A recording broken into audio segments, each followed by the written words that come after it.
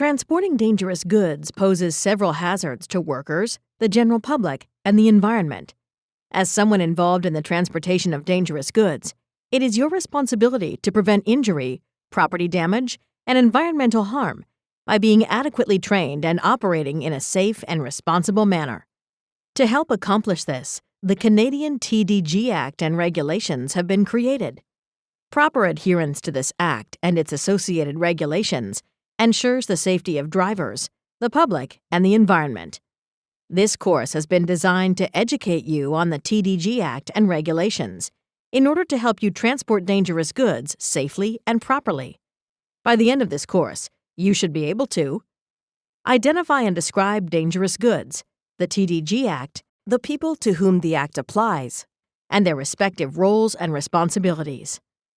Understand the different pieces of information that make up a dangerous good classification. List and describe the different classes and subclasses of dangerous goods. Distinguish between dangerous good labels and placards, and understand when each one should be used. List and describe all documentation required when shipping, receiving, and transporting dangerous goods, as well as where this documentation should be stored during transport. Identify and describe basic handling procedures and precautions. Identify and describe what constitutes a dangerous goods incident, as well as the steps required to report one. Define Emergency Response Assistance Plans, or ERAPs, and describe when they are required. List and describe various exemptions under the TDG Act, and understand the general rules that apply to transporting dangerous goods between Canada and the United States. Information in this course will be presented in 8 chapters. Chapter 1, TDG Basics. Chapter 2, Classification and Identification of Dangerous Goods.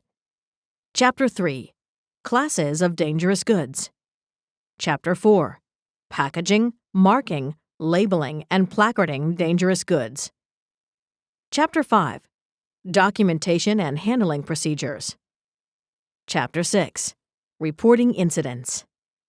Chapter 7, Exceptions and Exemptions. And Chapter 8, International Transportation. Please note that the transportation of dangerous goods is subject to extensive and changing government regulations. These regulations have been interpreted here based on our understanding of them, which means that not all interpretations provided herein may be completely accurate or applicable in every situation. When legal interpretations regarding these regulations are required, always consult the official TDG Act and regulations.